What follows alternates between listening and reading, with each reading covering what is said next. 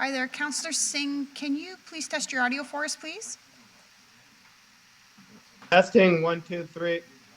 Thank you. Councillor Singh, can you send me a quick email with your telephone number so IT can contact you directly to assist with your PC? It's working now. I was just about to respond on email. I'm Okay, good. thank you.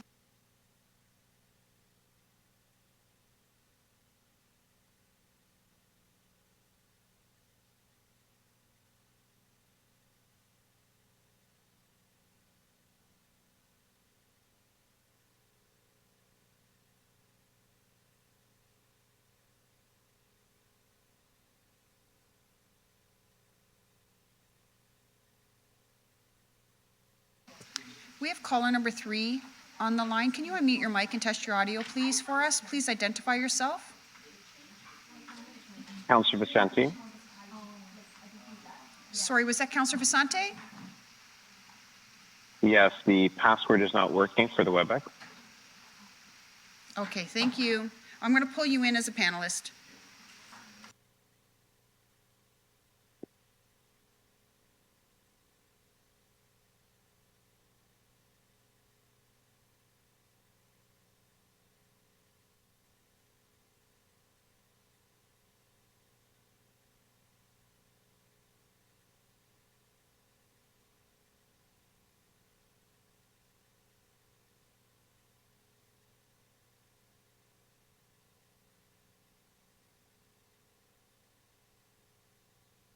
Councillor Vicente, can you try logging in using a capital B for the password? I can try that if that's the right way. That is Thank correct. you. Thank you.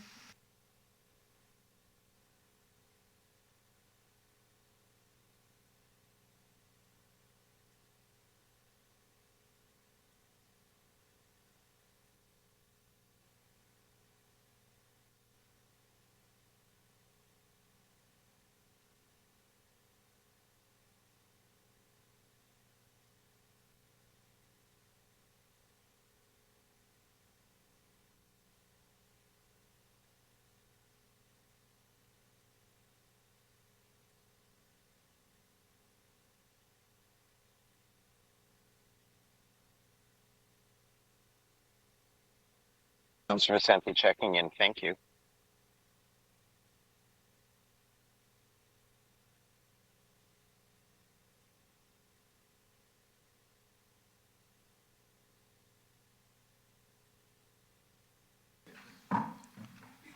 Through you, Mr. Chair, just before we get started, we're just having a technical issue with our agenda management system, eScribe, so we're just going to make sure it's working because we use that for live streaming and for time stamping agenda items as we move through the agenda. So just one moment, please.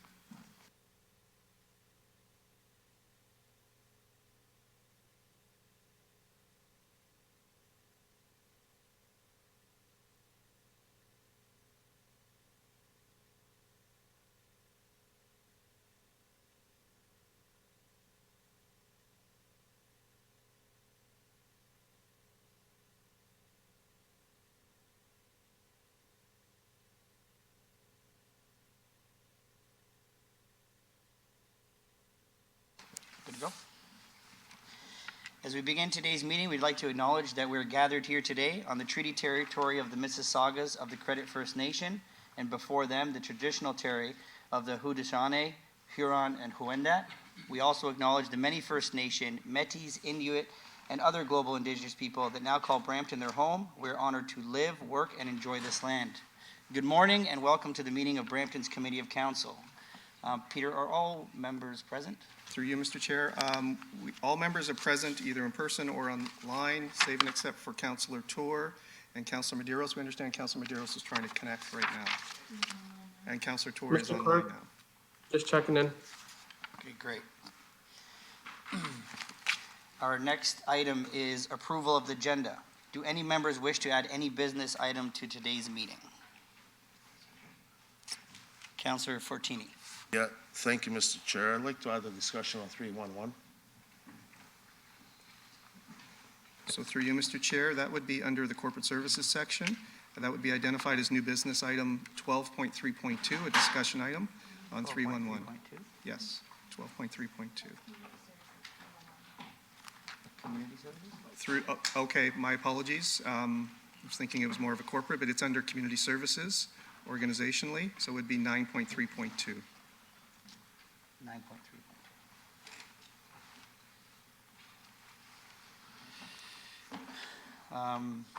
Was there anything else, Mr. Cook? Through you, Mr. Chair, we did have some additional correspondence that came in via Councillor Peleshi's office. This will be identified as correspondence 8.4.2.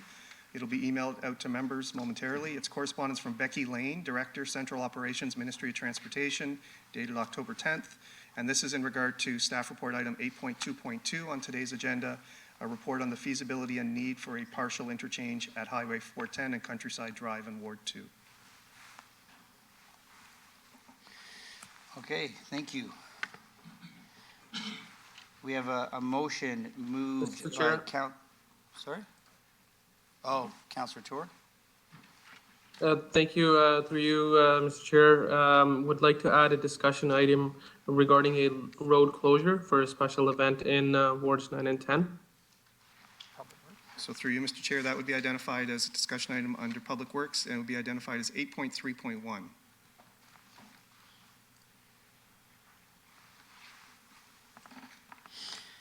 Okay, anybody else? Good, okay. Mr. Chair, Oh, Councillor Vicente. quick question, Mr. Chair, through you, Chair, to the clerk. Would now be the time if we wanted to refer an item on today's agenda to budget? Through you, Mr. Chair, yes, if that is what committee wishes to do. But just a question in terms of budget is, under the new rules, under the Municipal Act, it's now the mayor's budget that'll be presented. So we need some clarity on where this is being referred to. Yeah, very good. So can we refer 8.2.3, the information report on snow removal financial assistance program, to the mayor's budget, however it needs to be worded, Mr. Fay? So through you, Mr. Chair, to the councillor and to the committee, that is a proper motion if committee wishes to do that. So it would be a referral of report 8.2.3 to the mayor for consideration as part of the 2024 budget. A referral motion is debatable on the merits of the referral. Thank you, Mr. Chair. So we have the referral motion now? So we have Councillor Santos, which is not showing up here. I don't know why. You, Mr. Chair, unfortunately, I'm not going to agree with the referral on this one. It is going to start snowing very soon, and one of my residents, a few of my residents in wards 1 and 5 had specifically asked us to make accommodations for those senior citizens who are in rental units and don't currently qualify for the snow removal rebate simply because they're tenants and not homeowners. And so with the snow coming very soon, those seniors who do not currently have access because they're tenants and not homeowners, I think it would be good for us to allow them to have access to that rebate in the case that it starts snowing sooner rather than later. I believe the budget's not going to be passed until possibly mid-December, and I think the snow might be hitting sooner rather than later. So I won't be supporting this referral. And if the referral does come onto the amended agenda, then I'd like it separated out. I think some of my residents in wards 1 and 5 are actually waiting for this rebate to be able to apply to. Thank you, Councillor Santos. Is there anyone else? Yeah, Mr. Chair, then that being the case, as there is a desire for a discussion on this and possibly moving today, I will withdraw the referral motion. Okay. Thank you. Now we're at the approval of the agenda. Okay, we have a motion moved by Councillor Power to approve the agenda. All those in favor? Motion carries. Declarations of interest under the Municipal Conflict of Interest Act. Do any members have a declaration of pecuniary interest under the Municipal Conflict of Interest Act on any matter considered on today's agenda? Seeing none, the clerk will so note for the meeting minutes. Consent. Committee, as part of our consent motion process, I will read each agenda item that is subject to the consent motion, and any member may verbally identify any item to be held for debate during the meeting. Any item not held for debate will be considered as part of the consent motion and voted for approval. I'll start reading the relevant agenda items, and members can identify any items wished to be held for debate.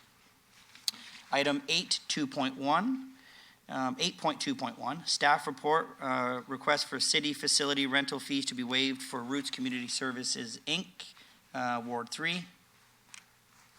Consent. Staff report, feasibility and need for partial interchange at Highway 410 and Countryside Drive, Ward 2. Consent. 8.2.3, staff report regarding information report, snow removal financial assistance program. Consent. 8.2.4, staff report regarding the amendment to the Presto operating agreement.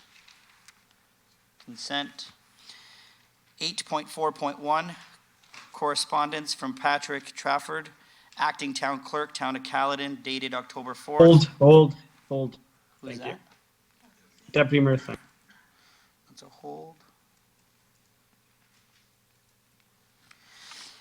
9.2.1, staff report, request for procurement for tree maintenance, planting, and stumping services for a 3-year period at various locations within the city of Brampton. Consent. 9.3.1, minutes, Brampton Sports Hall of Fame from September 14th, 2023. Consent. 10.2.1, staff report regarding the risk management and insurance claims 2022 annual report. Consent. That was held from our last, Through you, Mr. Chair, that was referred from the last Committee of Council meeting to today's meeting, but if. Hold, please. Councilor Pelletier. Yes. 10.2.2 will hold for possible delegations. 11.2.1, staff report, next steps for the Central Area Community Improvement Plans Development Charges Incentives Hold, Program. please. Is that a hold? That's a hold. Okay. 11.3.1 will be held for discussion. 12.1.1 will be held for a staff presentation. 12.2.1, staff report, property interest to be expropriated for the downtown Brampton flood protection projects, wards 1 and 3. Consent. 12.2.2, staff report, fair wage policy. Consent. Oh, Hold that. hold from by Mayor Brown.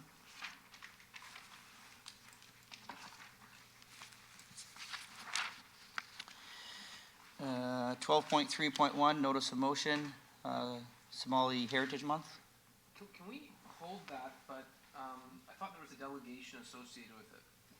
Through you, Mr. Chair, there is no delegation. We are aware that a member of council, Councilor Santos, may have an amendment to the motion.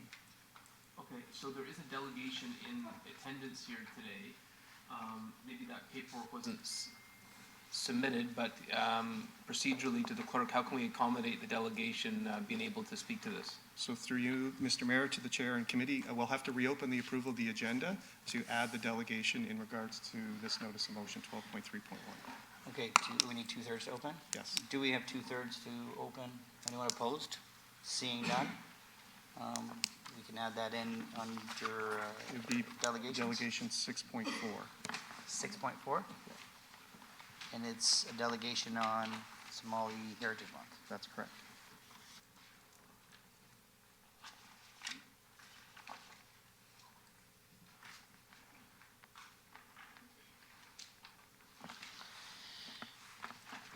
Okay, so that will be, that motion is going to be held for delegation.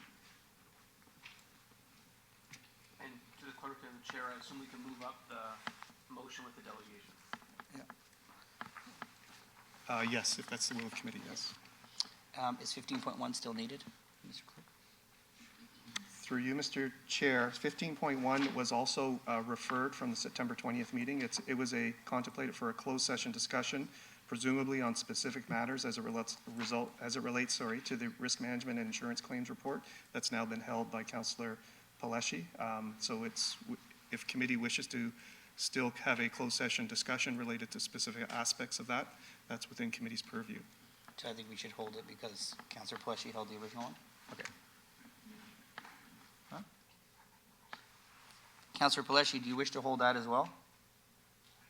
Yes, please, Mr. Chair. And Mr. Chair, was 8.22 held?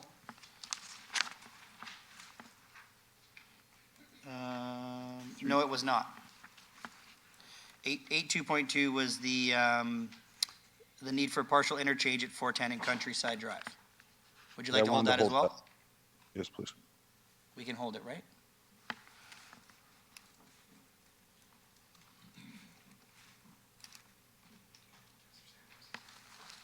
Oh, screen's not on. Sorry, Councillor Santos? Thank you, through you, Mr. Chair. Just for clarification with regards to the report relating to the snow removal rebate program for seniors, it was information to be received, but it is our intention to implement the program to make it applicable to seniors who are in rental units. Does staff need a motion or clarification for that, or can you just implement it based on direction? Through you, Oh, sorry. Mr. Clerk? Otherwise, I'll through hold you, it. Mr. Chair, my procedural advice is the decision of this should be done through a resolution, a motion. Okay, so then So we hold that hold- item, please. Okay. Yeah. So we will also be holding, where is it here? 8.2.3. Thank you, Councillor Power. All right.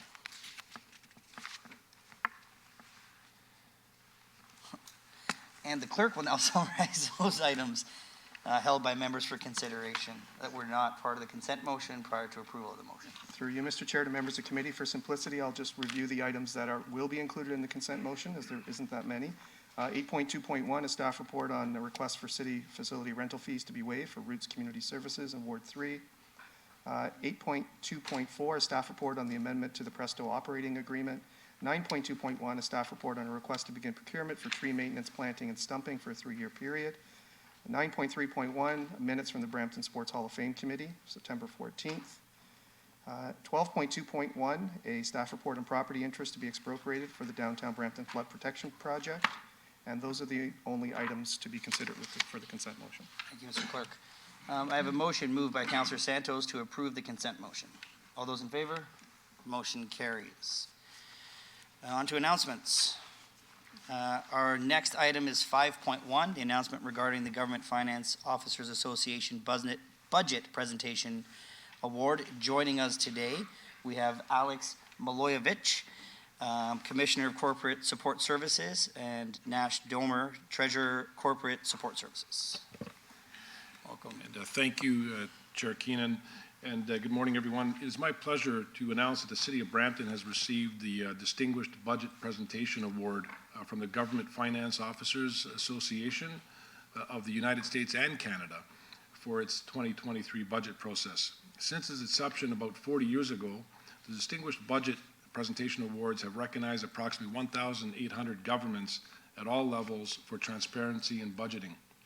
To earn recognition, budget documents must be meeting a criteria that they put out and excel in policy documents, financial plans, and operational guides and communications tool. I'm proud, very proud to say that this is the 8th year in a row that the City of Brampton has won this award.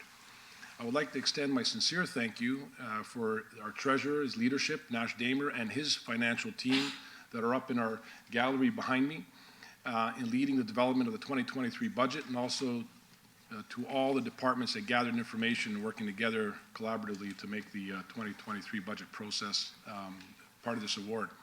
As we know, developing the city budget is an extensive process in consultation with former Budget Committee Chair Mayor Patrick Brown and Vice Chair Councillor Vicente, members of council and community.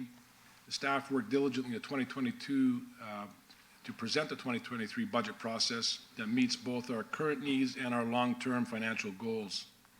And while we already well into the process of developing our 2024 budget, it is worth taking a moment to recognize the strong financial foundation, the fiscal foundation that we have built over the years.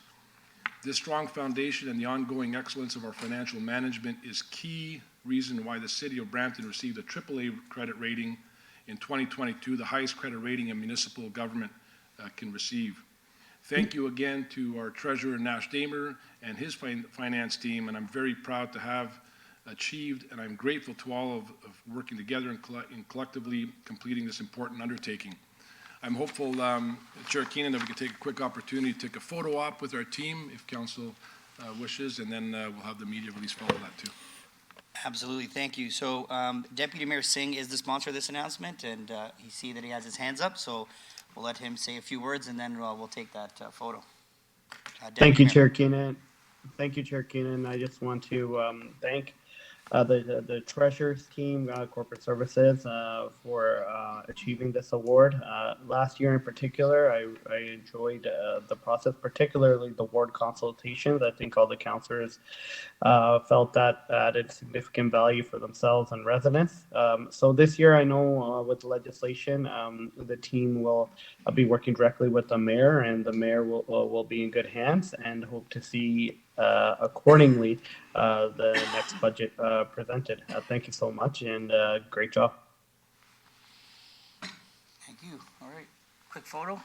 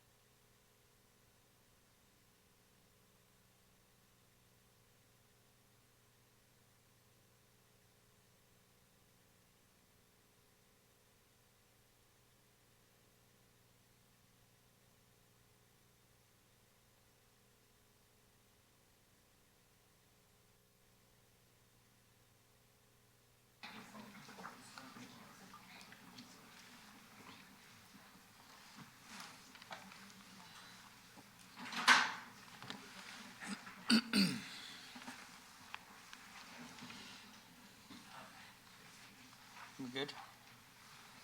Just give a second for everyone to leave.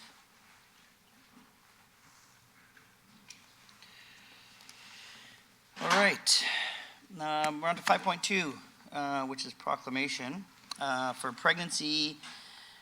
The announcement regarding the proclamation of Pregnancy and Infant Loss Awareness Day, October 15, 2023, and Councillor Santos was the sponsor for this announcement. I will just read this proclamation. Pregnancy and Infant Loss Remembrance Day. Whereas, on this day we remember the babies that were gone too soon from stillbirth, miscarriage, or medical termination.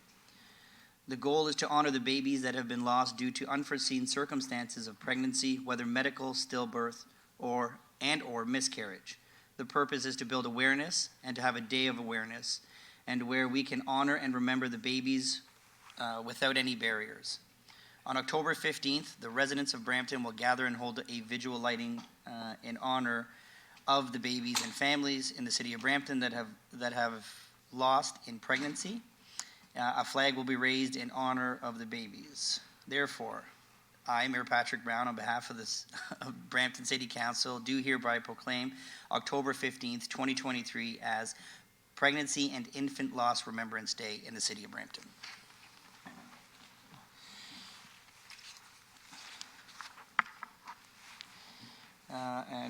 Now we move on to item 6.1, possible delegate,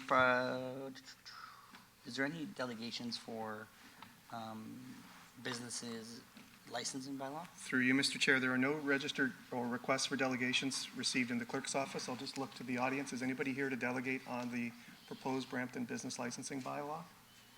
Seeing none, then we can deal with it in agenda order. Okay. So 6.2, a declaration from the Grace Apostolic Ministries regarding vacant city-owned buildings for long-term lease. Quite a large delegate, so I apologize if I get the names wrong, but I'll try. Uche, Barbara, Ezekiel, Julian, and Ngozi. Welcome. Are you here? Okay, great. Welcome. You have up to 5 minutes. Come on down.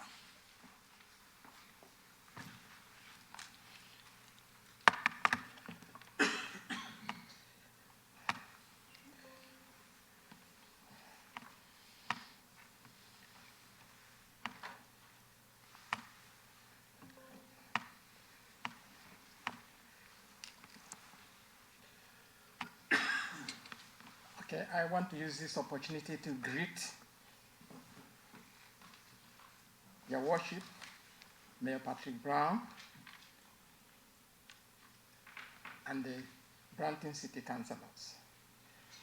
I want to also acknowledge the board members of Grace Apostolic Ministries, a registered charity operating here in Brampton.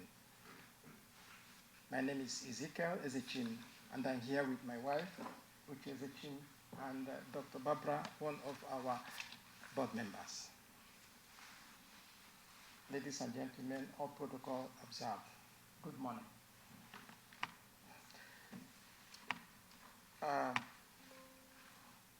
Our short agenda. Next slide, please.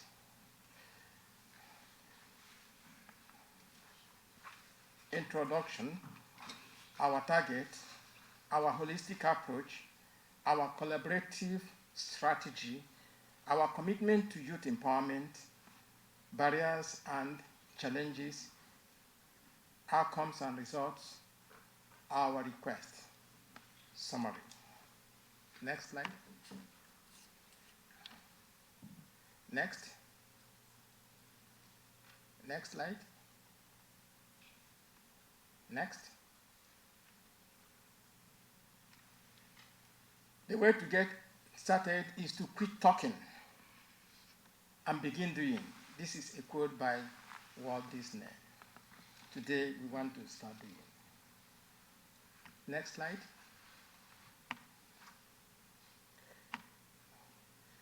Grace Apostolic Ministries is a registered charity operating here in Brampton, Ontario. We use holistic approach to meet the need of the body, mind, and spirit.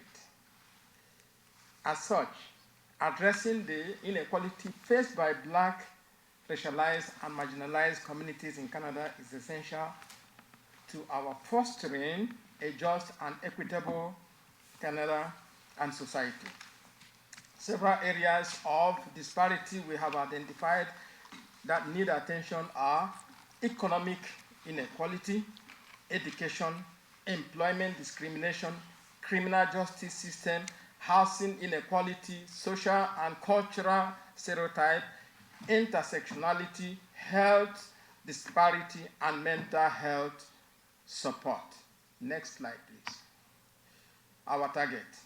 We are deeply committed to making a positive impact on the lives of Black, racialized, and marginalized youth in the community, as well as people of all race in general. Our charity is dedicated to empowering these young individuals and providing them with the tools and resources they need to thrive and succeed in every aspect of their lives. Next slide. Our holistic approach is in organizing life in reaching, and culturally relevant programs that meet the need of the body, mind, and spirit. We thrive in addressing systemic barriers, life skills development, role modeling, and mentorship, employment, educational support, mental health and well-being, community engagement, providing safe space, empowerment through arts and culture, and long-term support. Our collaborative strategy is geared towards a comprehensive and collaborative effort involving government, organizations, communities, individuals, and implementing policies that promote equity, removing systemic barriers, and fostering societies where all individuals have equal access to resources and opportunities, regardless of their race and ethnic background. We Zico, are committed. You have about 1 minute left. We are committed to serving people no matter their situations. Now, here is our barriers. A look at our strategic plan shows that part of our weakness is lack of physical space or permanent affordable facility for carrying out our programs. We are constrained with the finance to meet the rent and maintain very expensive lease from commercial and private landlords. Our results. The 3 seconds video we sent out earlier shows one of the programs we organized whereby we are empowering the youth. If you can give me 1 minute or two. Give you 1 more minute. Thank you. Thank you. So we help to empower the youth and then to make them to become change agents in their families, in the community, and Canada in general.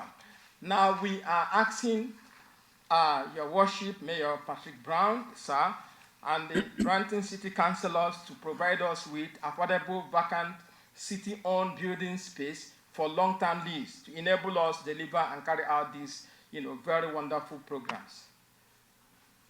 Summary. We recognize the significant effort and initiative undertaken by the City of Brampton government in fostering community development and youth empowerment. As a grassroots organization with a specific focus on supporting marginalized youth, we are eager to align our objective with the city's broader vision for an inclusive and equitable community. I'm looking at the next 50 years, where we will also see people like me sitting everywhere. Thank you very much. Thank you so much for your delegation. I don't see any questions, so I have a motion moved by Councillor Santos to receive the delegation. All those in favor? Thank you. What's our next one? We move on to 6.3, a delegation from Ian Nadeem, CEO of International Fashion for the Cause, regarding temporary office space. Is he here? He's online? Is Nadeem here? Is he Through you, Mr. Chair, is Nadeem here? Sorry, Mian Nadeem is not online, and we don't see Mian here. So perhaps we can go on to the delegation 6.4, and then if Mian shows up, then we can deal with it. Otherwise, committee can move on. Okay.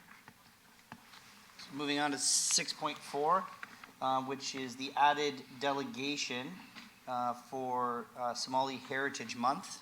I have no other information. Through you, Mr. Chair. So the added delegation is from Ruidi Hassan.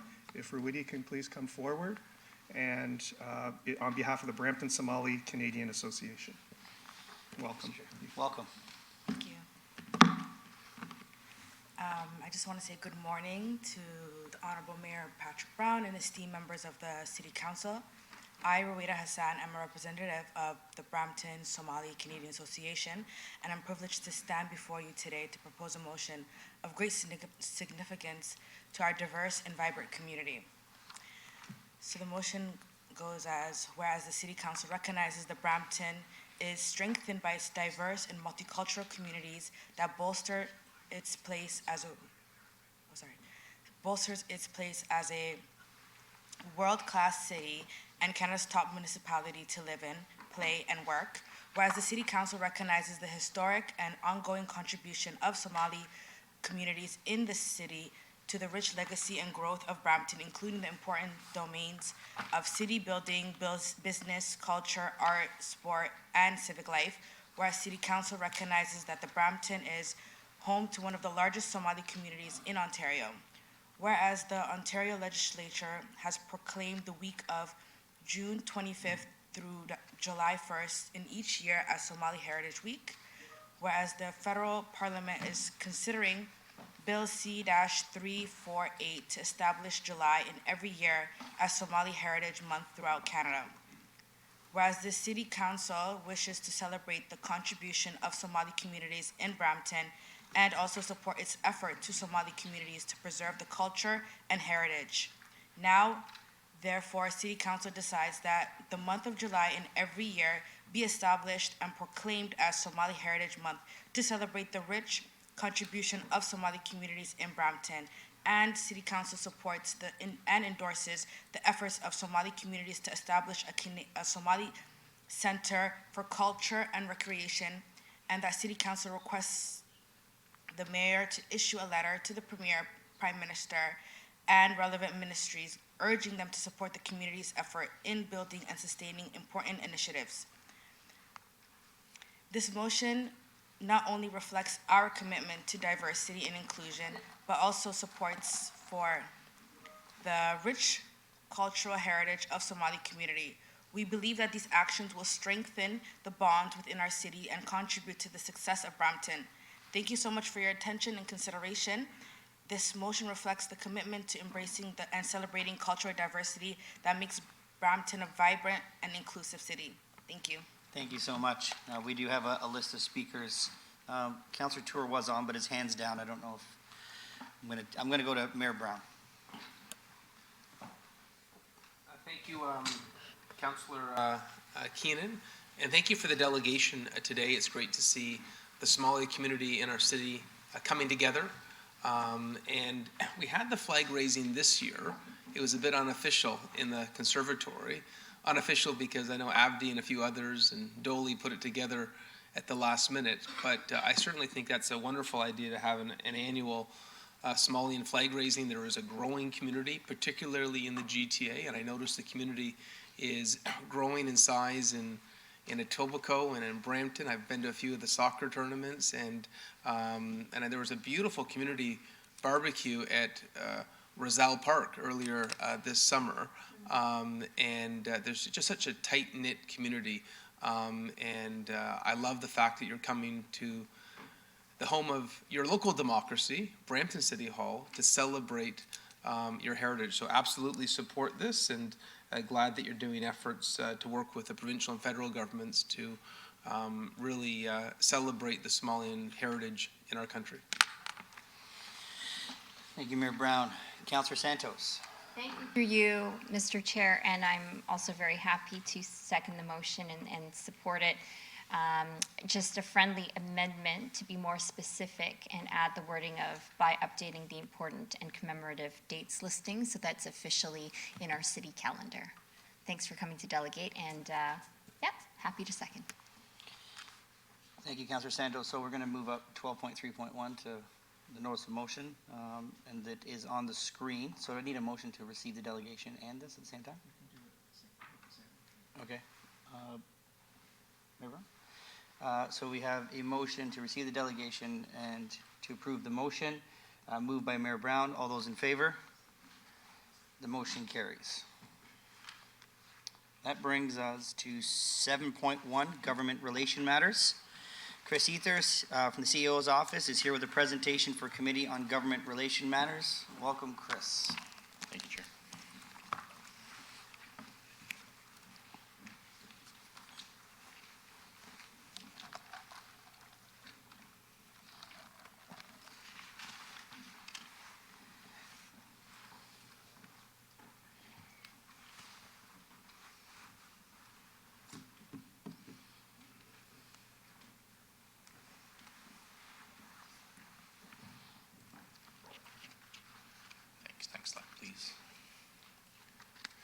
Thank you. Good morning, through the chair. Starting with the region appeal, there is a regional council meeting scheduled for tomorrow, October 12th at 9:30 a.m.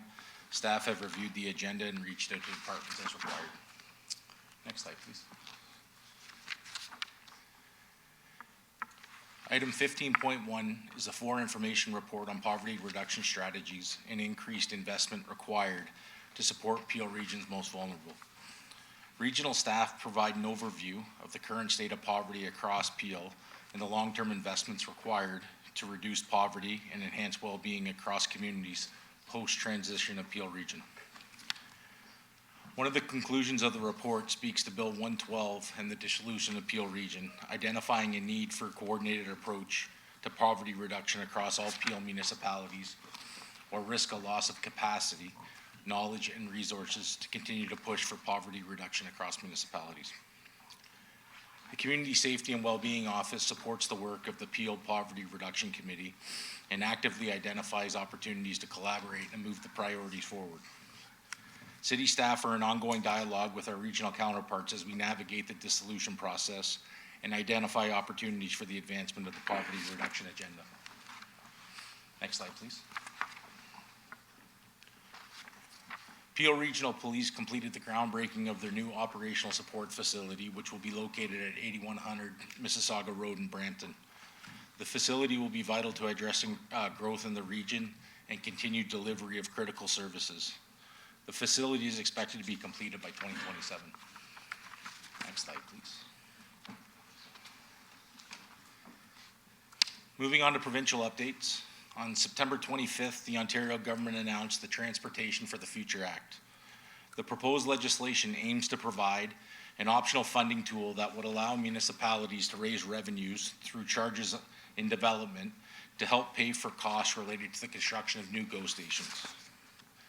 The government relations team will be working with planning and development as well as transit staff to analyze this legislation and identify ways to use the revenue tool to help support transit in our community. Next slide, please. On September 28th, the Affordable Homes and Good Jobs Act was announced. If passed, this new legislation aims to make it easier to build affordable homes and help more Ontarians gain access to housing based on their household income.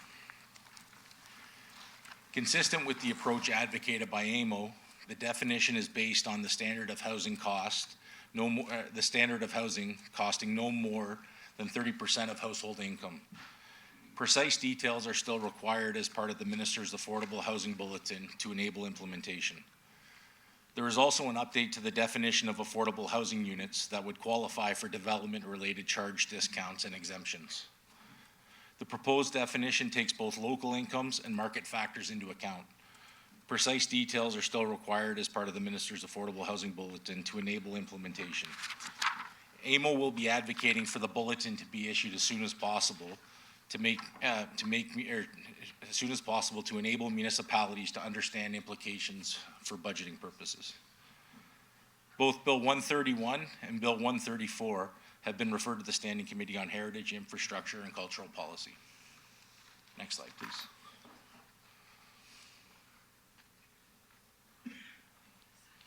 Effective October 1st, the minimum wage has been increased in Ontario from $15.50 to $16.55 per hour. This brings Ontario to one of the highest minimum wages in the country. Next slide, please. Oh, back one.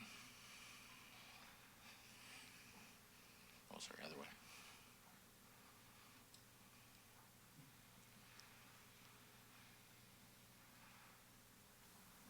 One more. Thank you. Moving on to federal updates. On September 26th, the federal government announced a change to the annual limit of the Canadian Mortgage Bonds Program.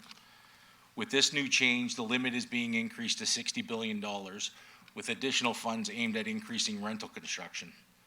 This construction includes apartment buildings, student housing, and senior residences. In addition to this change will allow developers to access loans from financial institutions for multi-unit rental projects at an interest rate that is 1 to 2 percentage points lower than a conventional mortgage. Next slide, please.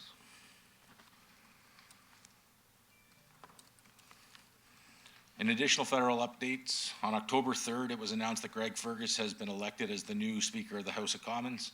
He becomes the 38th Speaker and the first Black Canadian to hold this role, marking a significant moment in Canadian history. Next slide, please.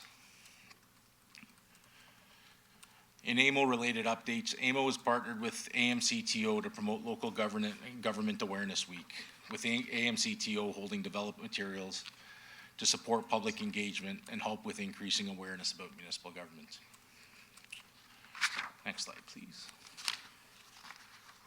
On September 28th, FCM hosted the first Municipal Growth Summit in Ottawa. The summit brought together Canadian leaders from a diverse range of sectors to discuss the financial challenges facing municipalities and the need for a new municipal growth framework.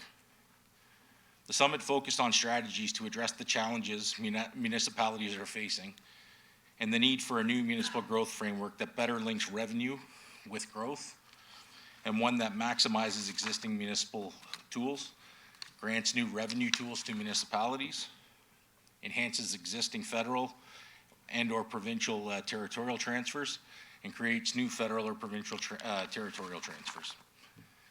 FCM will gather the feedback shared and use it to help inform future proposals for a municipal growth framework. This is the first step in ongoing discussions and consultations by FCM that will continue to take place to inform this work. Thank you. This concludes today's presentation. Thank you, Chris. I don't see any questions, but thank you and your team for always keeping us informed. Thank you. Thank you. So it is my understanding that Mia Nadine is online, and we'll go back to the delegation. Through you, Mr. Chair, perhaps if there's no questions on this, we can just do a motion No, I to didn't see any, unless receive. there's any online that I didn't see. There are none at the moment, Okay. so if we can do a motion just to receive the presentation. Absolutely. I have a motion by Councillor Brar to receive the delegation. All those in favor? The motion carries. Thank you. And through you, Mr. Chair, the next item then is 6.3, a delegation for Mian Nadeem, CEO, International Fashion for a Cause, regarding temporary office space. We understand Mian is on the session remotely. Mian, you have up to 5 minutes to address council. Hi, Council. How are you guys? Please go ahead. Yes, actually, I submit my motion. I'm looking at temporary space for my upcoming fashion show. This is for the charity program we are doing, and I need only for a few months because my upcoming program next year and this year, and also I'm looking a space for my upcoming factory space. I already talked to the real estate people. The name is 1 second. Kumar Sanjeev, and they say yes, they have a space, but I have to get the approval from the council first, and that's the reason I submit my council. If you can guys see, and if you need any more requirement, more paperwork, we can submit that.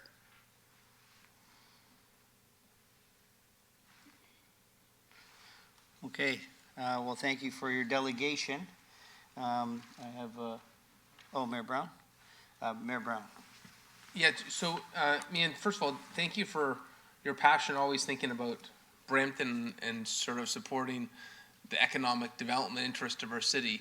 I would note, under the Municipal Act, the city is not allowed to ever offer discounted rent for profits. That's something that we're prohibited to do as a council. And I'm sure the clerk can tell me what section of the Municipal Act that's from. But he always reminds us that is a part of our rules that we work within. And I know earlier today there was another delegation about empty office space. There is not empty office space. There's buildings that, for structural reasons, can't be used. But this is a city that's growing at a pace like no other city, and so we are certainly challenged with the capacity of our city buildings.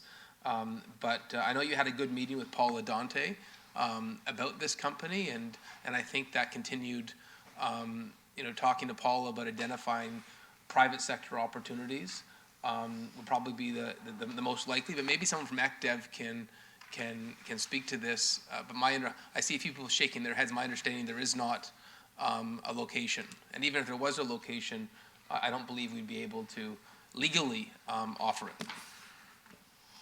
Okay. But But Paul- they say there is they say they have a space for a few months. If So maybe you can ask them. Mian, Paul is here to speak to it. Okay.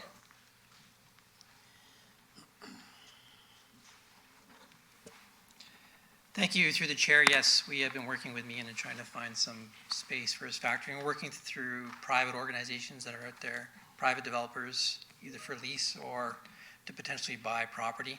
We'll provide Mian with an update of that search in the very near future.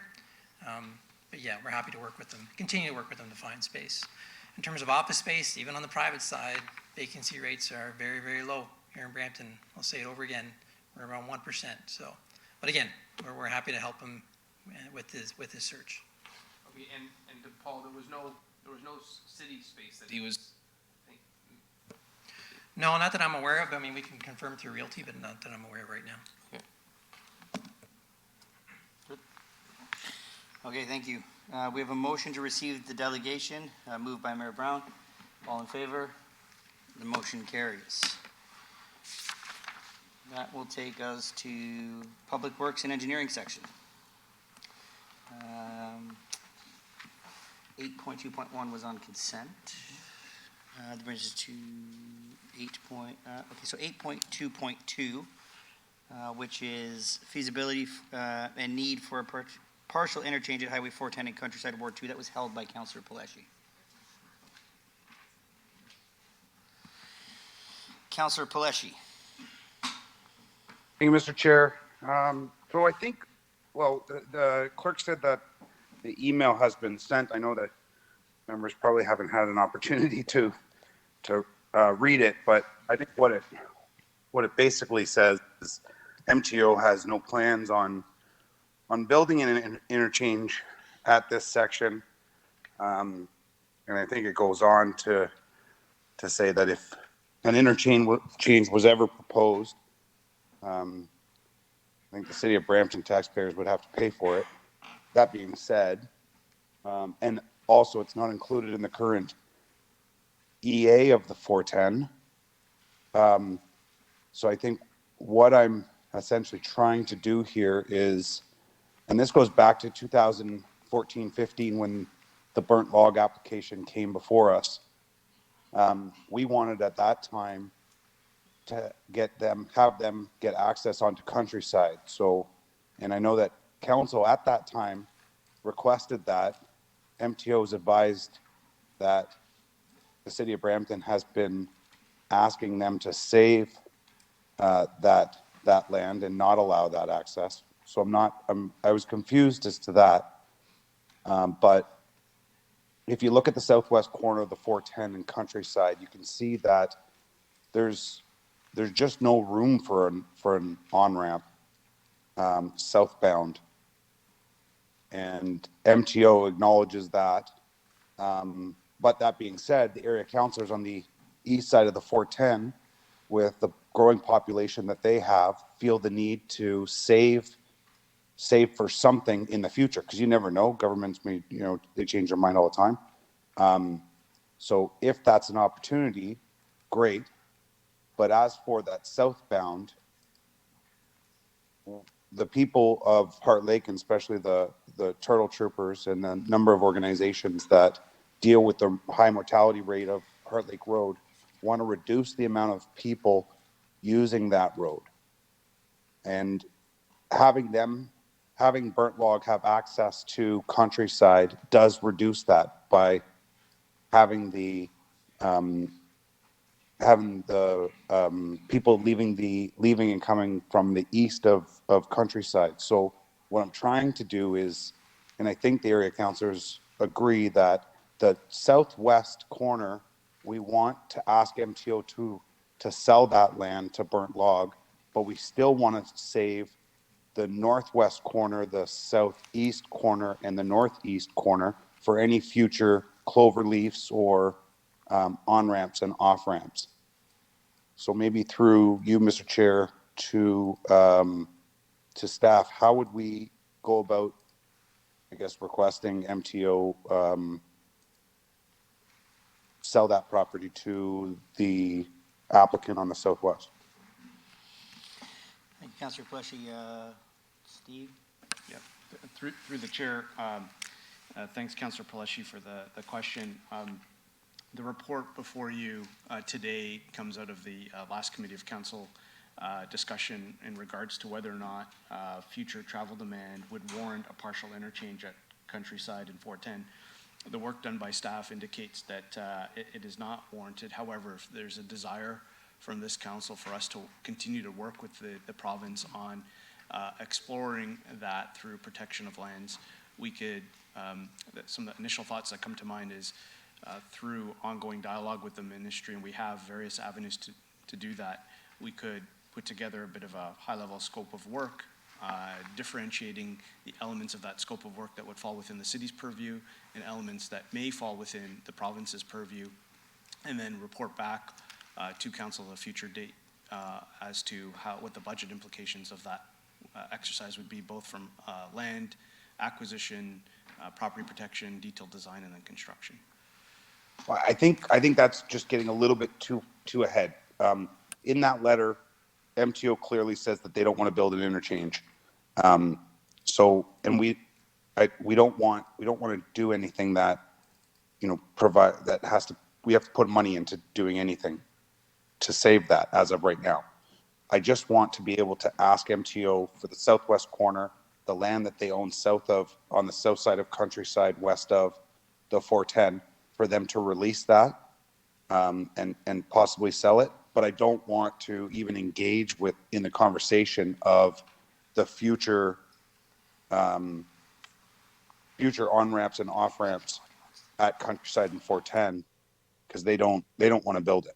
But I understand the area councilors' desire to say, hold on a second, on the north side and on the east side of the 410, let's just kind of save that for now. Let's put a pin in it. So through the chair, through to you, Councillor Paleshi, the direction that you have before you on the screen basically suggests that I report back to the ministry on the findings of the staff report. That correspondence back to the ministry could simply echo some of the what you just mentioned in terms of disposing of certain lands, and then looking at saving other lands on the north and west side for any potential options that the ministry explore.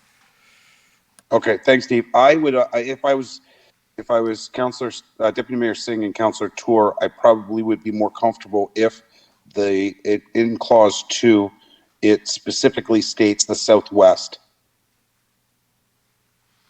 that a future southwest partial interchange at Highway 410 and Countryside no longer be needed. Through the chair, I'll defer to the area councilors for there, but certainly that geographic scope would give a little bit more specifics to the ministry, so then it leaves the other options for further discussion. I'm good with that. Thank you. Excellent. Thank you, Mr. Chair. Thank you, Councillor Paleshi. So just to make sure I have it right, I will have a motion to approve the staff report with amended clause 2. Okay, so I have a motion moved by Councillor Paleshi to approve the staff report with amendment to clause 2. All those in favor? And receive the correspondence. All those in favor?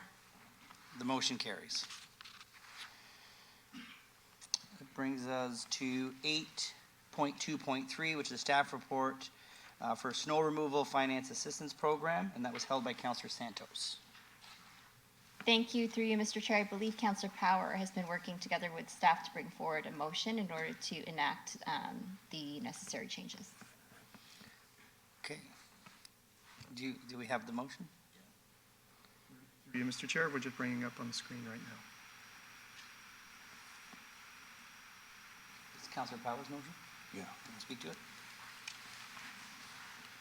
Thank you, and through the chair, and thank the staff for working diligently on this. I don't know, do I need to read it out? I can read it, if you like. Yeah, sure. So the motion, I guess is on the screen, is to expand the eligibility of the city's snow removal financial assistance program to include rental properties. Whereas the city's snow removal financial assistance program helps seniors and people with disability with costs incurred from hiring a service provider to remove snow from their sidewalks and driveways. Whereas city staff and public works and engineering review each application to ensure it meets the qualifying requirements before approval. And whereas Brampton residents who live in rental properties do not qualify for the snow removal financial assistance program. Therefore, be it resolved that the city staff be directed to include rental properties with seniors 65 and older and people with a disability as a primary renter of the property using the new criteria set out in 8.2.3 staff report re-information report. Snow removal financial assistance program received at the October 11, 2023 Committee of Council meeting and increase the 2024 the Public Works and Engineering operating request by $237,000 to accommodate the revised eligibility requirements. So there you go, that's the motion on the screen. Thank you, Councillor Power. So we have a motion moved by Councillor Power to approve the staff report and approve this motion. All those in favor? The motion carries. That brings us to new business, 8.3.1, which was a discussion item by Councillor Tour regarding a road closure. Councillor Tour. Thank you, Mr. Chair. I provided a motion to the clerk, which I believe you see on the screen now. It is a motion similar to something we passed a few weeks ago. The Navratri Festival is actively going on in the city in different places and different venues, and procedurally, we need council approval if we're looking to close sections of a residential street over a number of days. For a street Garba celebration. So the motion is on the floor in front of you on the screen with all the details of the street name, the closure dates and times, and I request council's approval on this. Thank you, Councillor Tour. We have a motion moved by Councillor Tour. All those in favor? The motion carries. That would bring us to 8.4.1, which was held, I believe, by Deputy Mayor Singh, which was the correspondence for the transit service expansion into Bolton. Deputy Mayor Singh. Thank you, Chair Keenan. I just had a quick question. I read the letter. I've had other residents reach out to me from Caledon asking for some changes to routes and some more additional services. So is this? I just wanted to know how do services in Caledon change? Is the process that the city sends an official letter? Because I just want to guide them, the residents, in the right way. So if the city sends official letter asking for expansion, then we look into it and bring it, and then I guess a report comes to council, or just want to know the process. Through the chair, thank you for the question, Deputy Mayor Singh. I'll explain a little bit how it works in terms of even the history. So Brampton Transit has been providing transit services to Caledon since 2010, and it's all been through a formal agreement. It's full cost recovery for Brampton, and it actually benefits Brampton because it increases our ridership. So we've been working with them. We have 3 routes now, and this would be an extension to Bolton, and this would also be done through a formal agreement where the town of Caledon would subsidize the incremental net operating costs, less any fare revenue collected in Caledon. Okay, and is this the process? So if residents are reaching out to me from Caledon, is the process to tell them to tell the mayor or council to send official correspondence to us, then we'll take a look at it? I just want to know how to guide residents. A lot of them are former residents anyway, so I just want to know how to guide them the best way possible. Sure, through the chair, they would have to contact us directly, and we would work Okay. with them through a formal agreement. This, also Okay. to mention, sorry, also to mention that in 2010, the service was approved by council back then, and then Yeah. any extensions were also brought to council.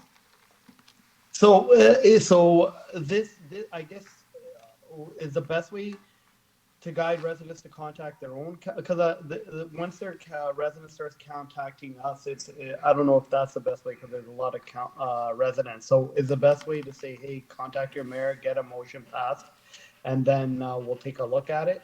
Because if we start taking on Caledon residents as well, it might just be unnecessary sort of burden on our resources. Yes, through the chair, they would contact Caledon directly. Yeah. Yes, and then Caledon would contact us, and we would, if it's not possible, for instance, there was service that was, Caledon wanted to implement service in September of this year, and because of our service requirements, we weren't able to do that. We didn't have the bus resources, so Yeah. now it's scheduled for spring. So yes, it would go through council first, through Caledon, and then come to us. Okay. So that's what I'll do. I've been invited to a couple meetings out there too, because I know some of them really well, and nobody knows how to get this done. So I'm gonna just tell them to contact their council, send official correspondence to us, and then we'll take a look at it. So is that the way? Yes, that's correct. Thank you.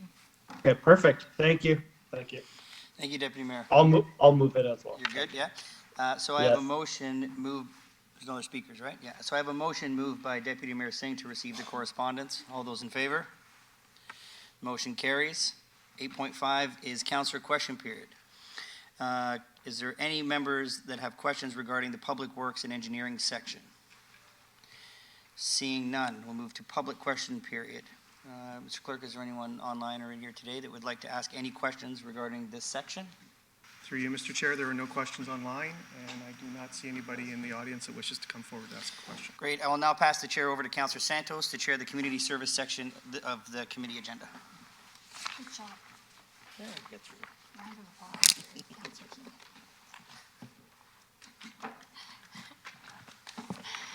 Thank you, Councillor Keenan. Great job chairing this morning. Our next item is in community services. I believe there was an added item from Councillor Fortini regarding 311. Councillor Fortini, you have the floor. Thank you, Madam Chair. And just, so I had some residents call me, and I know through our budget, we did do some cutting on the 311. And, people call after midnight. They don't answer the phone no more. And, like if there's an issue, like what do we do? Like last night, I set the clock for 2 o'clock. It's 28 minutes before someone answered. And it's only for emergency dog related or something. The machine says there's no one answering no more until 7 a.m. And most of those calls are done at night over parking. So I don't know how we could fix this and solve this, because they say you have to send an email. Well, if I send an email at 2 in the morning, 3 in the morning, nobody's going to get it the next day. It doesn't solve the issue. So, but if someone still does answer the phone. So if they're answering the phone, why can't you just take the complaint anyway? Thank you, Councillor Fortini. Over to Commissioner Boyce. Yeah, perfect. Through the chair to Councillor Fortini. So the phone calls are answered for urgent calls only from midnight till 7 a.m. We did change that last year in the budget, implemented it through June to September, so it's fully implemented now. That does align with other municipalities, but if somebody does have a request through email, through online, or through the app, it goes directly to the operating department. So if there's a parking complaint that comes in at 2 a.m., it goes automatically over to the operating department at that time. So the complaints I'm getting is a lot of people don't have internet or a computer. So a lot of these seniors. So really, how can we solve their problem when, they have these issues? Yes, through the chair. Currently, we only have through email, through online, or the app at between midnight and 7 a.m. So they would have to phone in at 7 a.m., which would then go to the operating department. They would evaluate the request and look at how they could address that at the appropriate time. So you said as of September, it's back on? Because I think it was August that stopped. So we started the transition late June, and it was fully implemented as we transitioned to about the middle of September. Okay. Thank you. Thanks, Councillor Fortini. Just for clarification and follow-up, as Chair of Community Services, I'm fully aware that of this change in the budget from last year. Are other municipalities providing a 24-hour service in the GTHA or in Ontario? To the chair, the only one, there's one out west. The rest of the municipalities, Mississauga, Toronto, for instance, approximately 12 to 7, or some slight variation in that time, do provide a similar level of service that we do. Some even provide less, for instance, not on weekends. Okay, so some municipalities like Mississauga close even earlier. Correct. And phone service is not even available between 7 to midnight or even earlier than that. Okay, thank you. No further questions. Any further questions? Councillor Paleshi. Thank you, Madam Chair. So I recognize that this is an issue for a lot of residents, and it's becoming more and more of a sore point when getting emails and phone calls from residents. So I think that I think Councillor Fortini as well. Maybe we need to have a relook at this and look at something. I don't remember what the cost savings were in going to this, but I think this is something that I'll be bringing up in budget for sure. Thank you, Madam Chair. Okay. Thanks, Councillor Paleshi. Happy to chat as well. Any further questions? Okay. Next item on community services, I believe, is councillor question period. Do any members of council have any questions? Seeing none, public question period. Anyone online or in the audience, any questions? Seeing none, the next item is legislative services. And Mr. Clerk, I believe there is one item held by Councillor Paleshi regarding risk management and insurance claims. Over to you, Councillor Paleshi. Madam Chair, I think I'll hold my questions until we go in camera for this item. Thank you. Okay, thank you very much. So we'll deal with that in closed. Next is 10.2.2 on business licensing. Any members of council have questions on this? Seeing none, moved by Councillor Power regarding this motion to be, the report to be received and that the enacted Appendix 1 of this report be enacted to replace the business licensing bylaw as amended, and that the business licensing bylaw 332/2013 as amended be replaced. All those in favor, anyone opposed, that carries. Next item on the agenda is councillor question period. Any members of committee have any questions regarding the legislative services section? Seeing none, public question period. Any members in the gallery or online? There are no questions. That brings us to economic development. Councillor Tour, over to you. Madam Chair, if I can request you to please chair this section as well as I'm virtual. Okay, so Councillor Tour, the next item is 11.2.1, economic development. You held this particular item. You have the floor. Thank you. I just recently took a look at this report, and I would actually like to refer this to council next week so that we can have some discussion with staff regarding this. Because currently the way this is set up, I just have a lot of questions about it, but haven't had a chance to work with staff on this.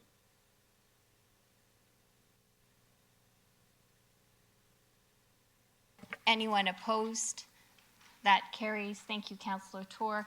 Next item on economic development is councillor question period. Do any members of council have any questions? Seeing none. Public question period. Any members or any residents online or in the gallery regarding economic development? Any questions? Seeing none. Next is corporate services. Through you, Chair Santos, there is the discussion item at the request of the mayor regarding twinning requests from Oh, Fuji, right. Italy. I apologize. Mayor, over to you regarding the twinning request from Italy.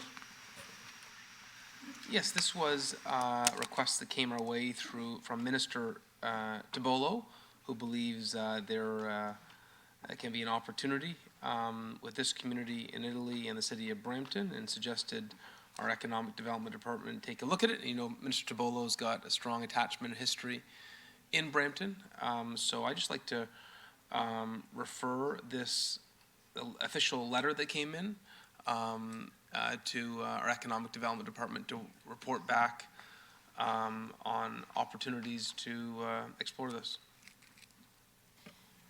So there's a referral of the letter over to staff. Is that enough direction for economic development team? I see head nods. All those in favor? Anyone opposed? That motion carries. Then we have council question period, no questions. Public question period on economic development, no questions. Over to Vice Chair, Councillor Navjeet Brar for corporate services.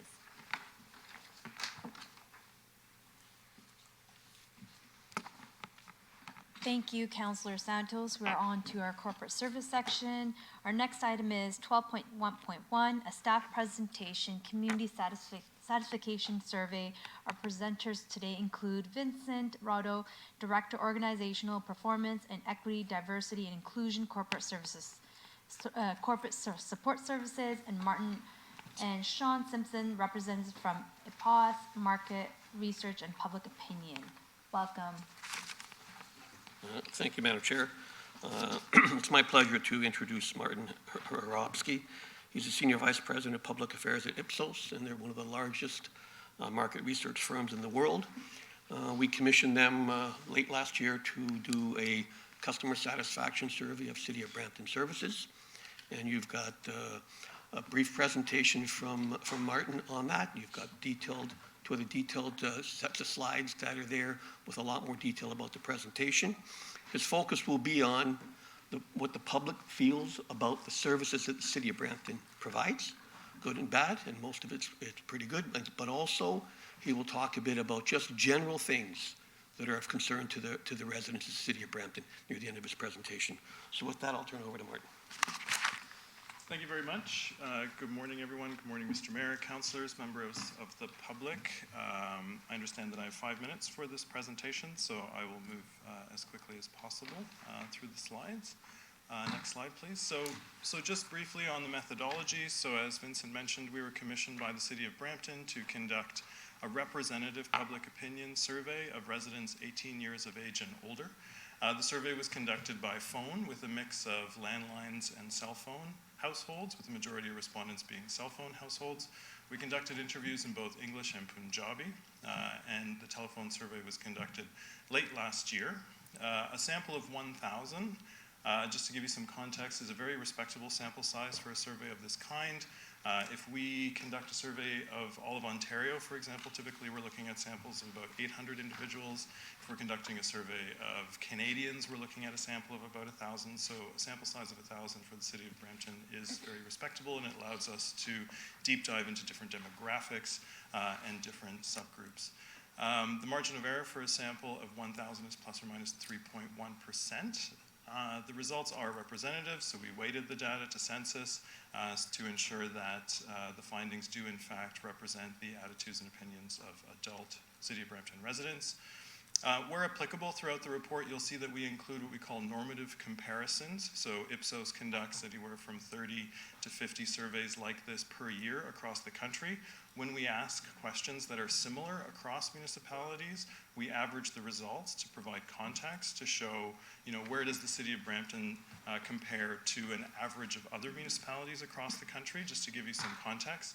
Please note that that municipal norm is made up of municipalities of all different sizes, so small cities, large cities, small towns from across the country. So obviously the City of Brampton is unique within the GTHA as a fast-growing and large community, and it's different than, say, a smaller community out west, but it does provide some context for the results.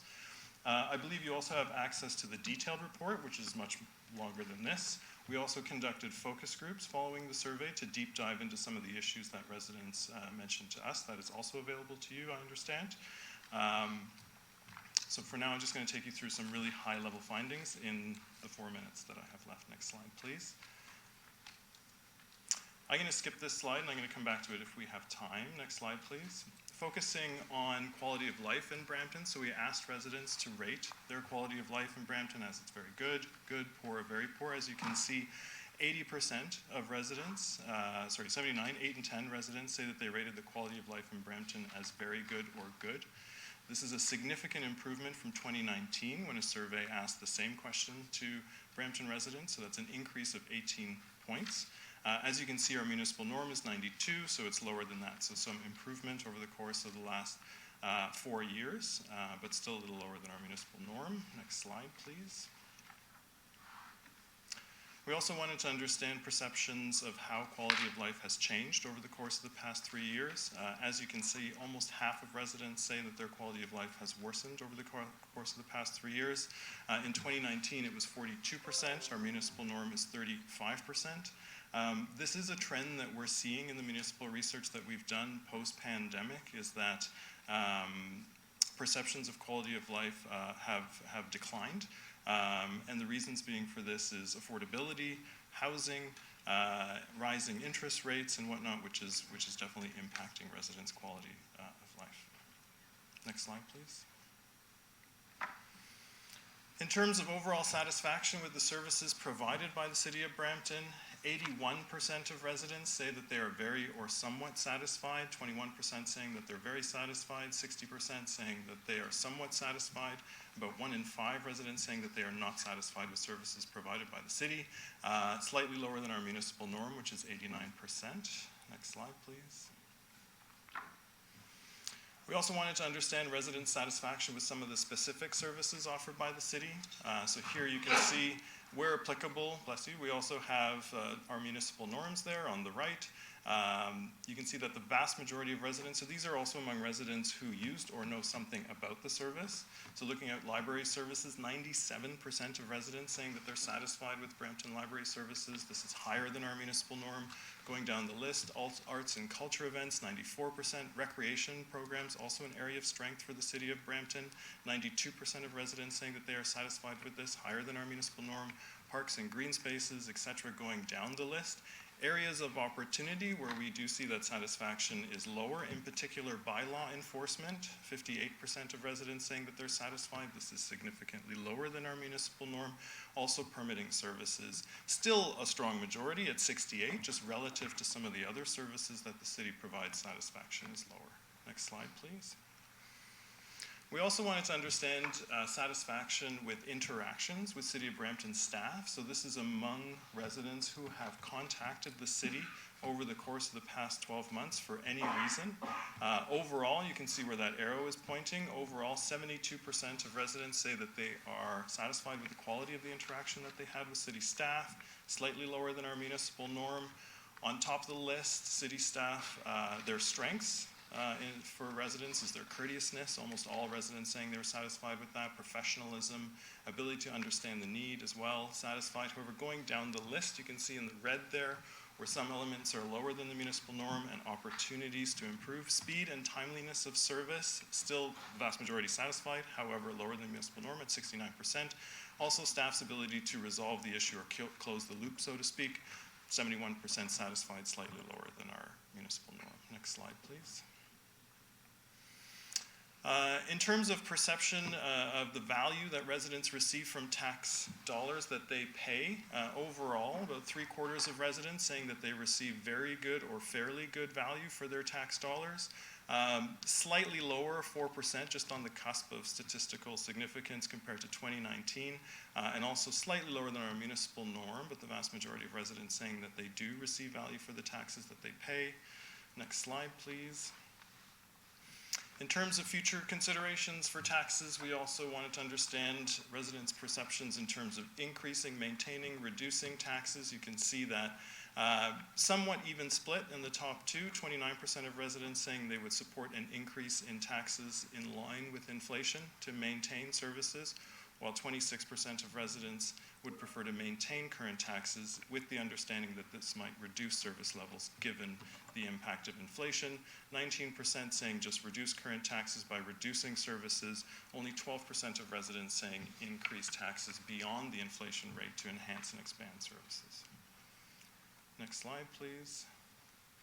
In terms of how residents want to communicate with the City of Brampton, the vast majority prefer to use 311. You can see even as first choice, 58% of residents saying that they prefer to use 311. It's above and beyond any other form of communication. You can see email, the website, in person, through social media. Very few residents picking this as their first choice. On the right there, you can see that, not surprisingly, there is a bit of difference by age. Younger residents much more likely to want to communicate with the city through social media compared to older residents. However, 311 is consistent across all age groups in terms of the preferred method of communication. Next slide, please. In terms of the other way, how residents want to receive information from the City of Brampton, here you can see this is a question that was also asked in 2019, so you can see some differences. Residents, more than half, prefer to receive communications from the city by email, 56%, followed by the phone. Social media has increased significantly since 2019, while it's kind of replaced mail, which used to be the third most preferred method of communication from the city. Next slide, please. Okay, now I can ask you to go back to slide 3. Do we have one more minute? Yeah, okay, thank you. Just on slide 3, to give you a bit of context in terms of some of the top issues. So this is a common question that we ask to kind of open up these surveys. You know, what are the most important issues among Brampton residents? This is an open-ended question, so residents can provide any response that they want to us. You can see some quotes there on the right, and then we code their responses into categories. This was also a question asked in 2019. You can see that the #1 issue facing residents today in the city is public safety, crime, and policing, followed by housing affordability, traffic congestion, public health, and population growth. So just to give you some context in terms of some of the other results. And as I mentioned, some of the things also impacting quality of life change over the course of the past 3 years. So that's very high-level results. There's a lot more detailed results in the reports I believe that you already have access to, but I'm happy to take any questions if you have any questions about the survey. Thank you for the presentation. Do we have any speakers on this item? We have none. Thank you. So I have a motion moved by Councillor Power to receive the presentation. All in favor? Thank you. The motion carries. Thank you so much again. Thank you very much. Our next item is 12.2.2, a staff report, fair wage policy. That was held by Mayor Brown. A question for the CEO. I know we've had discussions about fair wage policy, and this is just part of an update on that. What initially struck my interest was I remember doing a tour of the Hammerhead program in Etobicoke, and really getting marginalized youth into an employment sector where there are shortages and an abundance of opportunity. And I wanted to know whether that's included with the update that the city's looking at. And I know there's the construction side and the employee side, but maybe you could use this opportunity to speak to that. Through the chair to our mayor, the fair wage policy before you today strictly deals with the wages that contractors who are doing work for the city pay their employees. In terms of what you're speaking about, and we had this conversation, in the next few weeks, there's another policy that's coming to council, and that one will deal with community benefits. So anyone who's doing work for the community or is being beneficial to a community will have some special considerations through that policy. Okay, well, I look forward to seeing that report. You know, I think we're in a different context today than we might have been, you know, even 2, 3, 4, 5 years ago, in the sense that employers have to compete with competitive wages just to get workers right now. You know, hearing from those in the construction sector, there's a real fierce competition for labor that is causing inflationary pressures on wages in the construction sector. But that community benefit aspect, if there's opportunities for our youth, like I've seen incorporated elsewhere, I'd be very interested in learning more about that. Thank you so much. I have a motion moved by Mayor Brown to approve the staff report. All in favor? Thank you. The motion carries. Our next item is 12.5, councillor question period for this section. Do any members have any questions regarding this section? Seeing none, we'll move on. Now we can deal with public question period. Do we have any public questions? Seeing none, we'll now move on to the next section of today's agenda. Our next item is 13.1, the referred matters list. The list is published quarterly on the meeting agenda, and a copy is linked with each agenda to include a current listings of matters referred to the city staff for further review and/or report back to council or committee. This list is a reset at the start of each term of council. Do any members have any questions or comments regarding the referred matters list? Thank you. Now we'll move on to the next part of the agenda. Public question period. Do we have any public questions? Perfect, thank you. Now we'll go into closed session.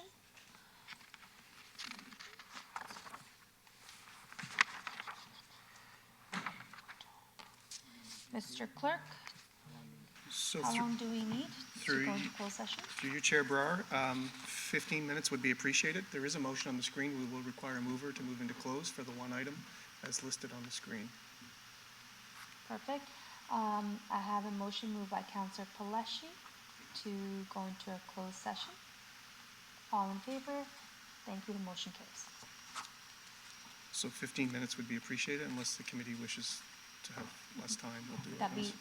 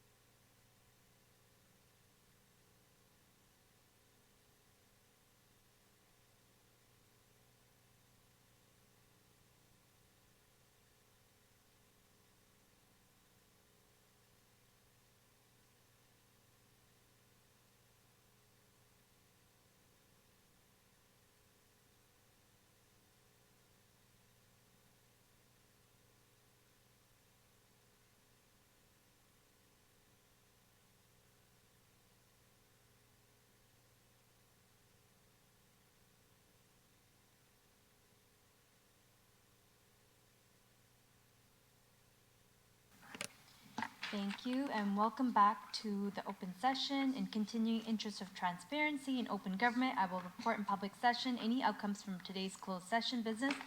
As a result of our closed session, I wish to report the following. Item 10.2.1 information was received and no direction was given. Now we will go out to our next item, 10.2.1. Councillor Paleshi? We're good to go?